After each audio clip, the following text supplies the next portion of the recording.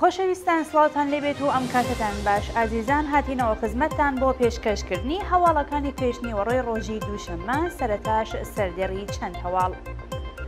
کۆبوونەوەی خانەنشینکراوانی تامینی ئیجتیماعی لە کرماشان، چالاکی شاخەوانانی بانایی لەسەر چیایی دەماوەند، کوژران و برینداربوونی دوو کرێکە لە شارەکانی مەهاباد و مەشهەد، تەقینەوەی ئەنباری پۆمپاژی وێزگەی ئاوی نەنەڵە لە شاری سنە، دەست بەسەرکردنی چوار هاوڵاتی لە شارەکانی سنە و نەغەدا، کۆبوونەوەی کرێکارانی ڕەسمی شێرکەتی نەوت و گازی گەچساران لە سێدارەدانی دوو بەندکراو لە زیندانەکانی زابۆل و زاهێدان و ئامانگرتنی گروپە چەپەکانی ئێران لە لەندەن.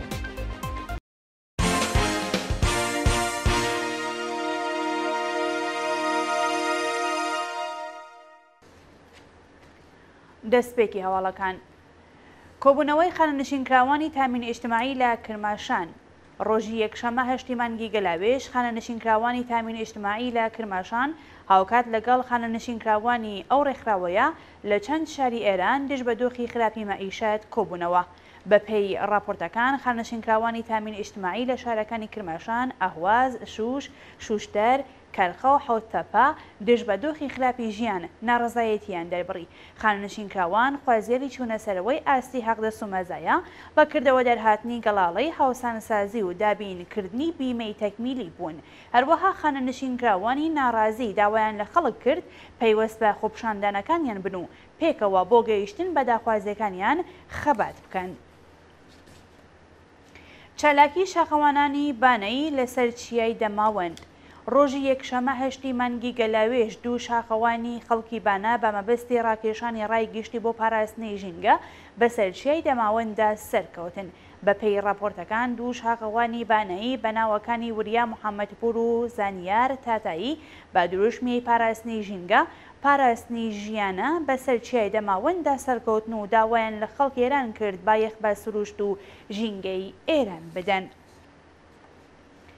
کوژران و برینداربوونی دوو کرێکار لە شارەکانی مەهاباد و مەشهەد، ڕۆژی یەکشەمە 8 گەلاوێژی 1402 دوو کرێکاری بیناسازی لە شارەکانی مەهاباد و مەشهەد بەهۆی نەبوونی ئیمێنی شوێنی کار تووشی ڕووداو بوون و یەکێکیان بریندار و ئەوی دیکەیان گیانی لەدەستا. بەپێی زانیاریەکان کرێکارێکی بیناسازی لە گوندی ئیندەرقاشی مەهاباد بەهۆی نەبوونی ئیمێنی شوێنی کار لە بەرزایی بەربووەتەوە خوارەوە و بە سەختی بریندەر بووە. بەوەتەی سەرچاوەکانی هەواڵ باری تەندروستی ئەو کرێکارە ناجێگیرە و لە بەشی تایبەتی نەخۆشخانەی مەهاباد لەژێر چاودێری چڕدایە. لەلایەکی دیکەوە کرێکارێکی بیناسازی لە شارۆچکەی غەربی مەشهەد لە بەرزایی کەوتە خوارەوە و دەستبەجێ گیانی لەدەستاوە. تەقینەوەی ئەنباری پۆمپاژی وێزگەی ئاوی نەنەڵە لە شاری سنە، ڕۆژی یەکشەمە 8 مانگی گەلاوێژ ئەنباری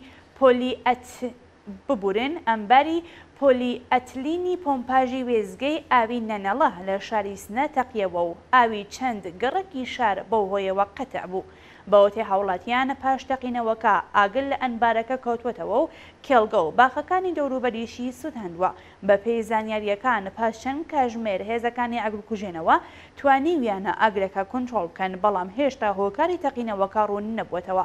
هەروەها بەرپرسانی ئیدارەی ئاو و ئاوەڕۆی سنە ڕایانگەاندووە کە ڕووداوەکە زیانی گیانی بەدواوە نەبووە و ئاوی لوولەکەشی شاریش نەپچڕاوە. دەست بەسەرکردنی چوار هاوڵاتی لە شارەکانی سنە و نەغەدا لە ماوەی ڕۆژانی ڕابردوودا سێ چالاکی مەدەنی خەڵکی شاری سنە و هاوڵاتیەکی خەڵکی نەغەدا لەلایەن ناوەندە ئەمنیەتەکانەوە دەست بەسەرکران. ڕۆژی دووشەمە 2 گەلاوێژی 1402 مەسعود میرزایی چالاکی مەدەنی تەمەن 53 ساڵی خەڵکی سنە لە بازگەی پشکنینی نێوان کرماشان سنە لەلایەن هێزە حکوومەتیەکانەوە دەست بەسەرکراوە. هاوکات لەگەڵ بەندکرانی مەسعود میرزایی برایەکی دیکەی ناوبراو بە ناوی ئیبراهیم میرزایی لە شوێنی کارەکەی لەلایەن هێزەکانی ڕژیمەوە دەست بەسەرکراوە.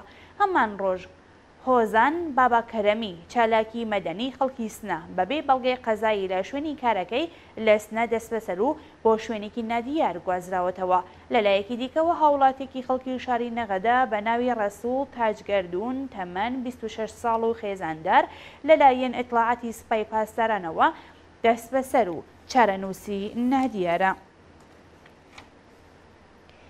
ناڕوونی چارەنووسی دوو هاوڵاتی بەندکراو لە شاری سنە.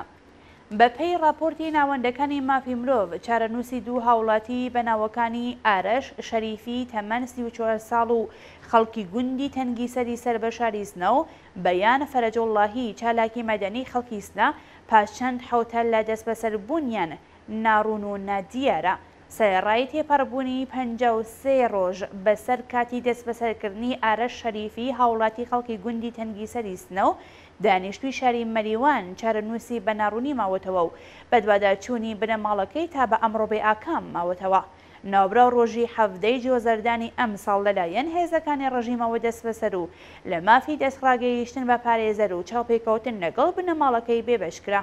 لەلایەکی دیکەوە بەیان فەرەجۆڵڵاهی ڕۆژی دووشەممە 26 پوشپەڕی ئەم ساڵ لەلایەن ئێدارەی ئیطلاعاتەوە دەست بەسەر و بە مەبەستی لەپرسینەوە ڕاگوێزی گرتوخانەی ئەو ناوەندە ئەمنیەتیە کرا. کوژران و برینداربوونی 29 کەس لە ڕووداوێکی هاتوچوو لە باکووری کوردستان. ڕۆژی یەکشەممە هەشتی مانگی گەلاوێژ بەهۆی ڕووداوێکی هاتوچوو لە باکووری کوردستان 7 کەس گیانیانە دەستا و 22 کەسی دیکەش بریندار بوون. بەپێی راپۆرتەکان ئۆتۆبوسێکی مسافربەری کە لە شاری ئەزرۆم بۆ شاری قارس لە باکووری کوردستان بەڕێکەوت بوو لە ملەیەکی بەرز کەوتوتە خوارەوە و بەهۆیەوە 7 کەس گیانیانە دەستا و 22 کەسی دیکەش بریندار بوون کە باری تەندروستی دوو کەسیان ناجێگیرە. کۆبوونەوەی کرێکارانی ڕسمی شرکەتی نەوت و گازی گەجساران. ڕۆژی یەکشەممە هەشتی مانگی گەلاوێژ کرێکارانی ڕسمی شرکەتی بەرهەمهێنانی نەوت و گازی گەجساران لە ناڕەزایەتی با جێبەجێ نەکردنی داخوازیەکانیان کۆبوونەوە. بەپێی راپۆرتەکان کرێکارانی ناڕازی خوازیاری بەکردەوە دەرهاتنی مادەی دەبوو گروپە جیاوازەکانی شاغڵ لە شرکەتی نەوت و گازی گەجساران، گۆڕانی گرێبەستی پەرسۆنێلی دامەزراوەی ساڵی 93 و کرێکارانی دیپلۆم و فۆقە دیپلۆم و هەروەها کەمکردنەوەی باجی و بردنەسەرەوەی ئاستی حەقدەست و مەزایە بوون. هێرشی ئاتش بە اختیارێکی ڕژیم بۆ سەر چەند دژبەری حجابی ئیجباری. ڕۆژی یەکشەممە هەشتی مانگی گەلاوێژ ئاتش بە اختیارێکی ڕژیم بە شۆکری بەرقی هێرشی کردە سەر چەند ژنی دژبەری حجابی زۆرەملێ لە تاران. بەپێ ئەو گرتە ڤیدیۆیانەی لە تۆڕە کۆمەڵایەتیەکان بڵاوکراوەتەوە لە باشەخسەکانی ڕژیم کادەم و چاوی داپۆشرا بوو سەرەتا فیلمی لە چەند ژن گرتووەکە شاڵیان بەسەردا بووە، بەڵام ئەو ئاتش بە اختیاری ڕژیم بەردەوام هەڕەشەی لێکردوون. کاتێک ژنانی دژبەری حجابی ئیجباری ناڕزایەتی دەرەبڕن، ئەوە هێزەی ڕژیم بە شۆکری بەرقی هێرش دەکاتە سەریان. لە سێدارەدانی دوو بەندکراو لە زیندانەکانی زابۆل و زاهێدان. بەیانی ڕۆژی یەکشەممە هەشتی گەلاوێژ حکمی ئیعدامی دوو بەندکراو بەناوەکانی بەیدوڵڵا گۆرگیچ و محەممەد ئەرباب لە زیندانەکانی زاهێدان و زابۆل جێبەجێکرا. بەپێی راپۆرتەکان حکمی ئیعدامی بەیدوڵڵا گۆرگیچ تەمەن 43 ساڵ و خەڵکی گوندی منزڵابی زاهێدان بە تۆمەتی پەیوەندیدار بە مادەی هۆشبەر لە زیندانی زاهێدان جێبەجێکراوە. شانی باسەکە ئەو بەندکراوە خێزاندەر و باوکی دوو منداڵ بووە و حکومەکەی بەبێ ئاگاداری بنەماڵەی چوەتە بواری جێبەجێکردنەوە. هەروەها محەممەد ئەرباب تەمەن 30 و خەڵکی نیمروزی ئەفغانستان بە هەمان تۆمەت لە زیندانی زابۆل لە سێدارەدراوە. جێگەی ئاماژەیەکە بەندکراوێکی دیکەی خەڵکی ئەفغانستان بە ناوی ئەسەدوڵڵا ئەمینی تەمەن 32 ساڵ و خەڵکی نیمروز بەیانی یەکشەممە بە مەبەستی جێبەجێکرانی حکومەکەی ڕاگوێزی بەندی تاکەکەسی زیندانی زابۆل کراوە. مانگرتنی گروپە چەپەکانی ئێران لە لەندەن دوایین هەواڵمانە. ڕۆژی شەممە حوتی مانگی گەلاوێژ گروپە چەپەکانی دژبەری کۆماری ئیسلامی لە وڵاتی بریتانیا مانگرتنی دوو هەفتەیی خۆیان دژ بە ڕژیم دەست پێ کرد. بەپێی راپۆرتەکان چەند گروپی چەپ و کۆمۆنیستی ئێرانی بە مەبەستی شەرمەزارکردنی جەنایەتەکانی کۆماری ئیسلامی و ڕاکێشانی ڕای کۆمەڵگای جیهانی بۆ سەرکوتگەریەکانی ڕژیم لە ئێران بۆ ماوەی 2 هەفتە لە مەیدانی ترافیلگاردی لەندەن مانگرتنیان ڕاگەاند. مەبەستی بەشداربووان بەدەستهێنانی پشتیوانی کۆمەڵگای جیهانی لە شۆڕشی ژن ئازادی لە ئێرانە. باڵی بینەرانی خۆشەویست هەواڵەکان پێشکەشکران کات و ساتێکی خۆش بۆ هەموو لایەکتان.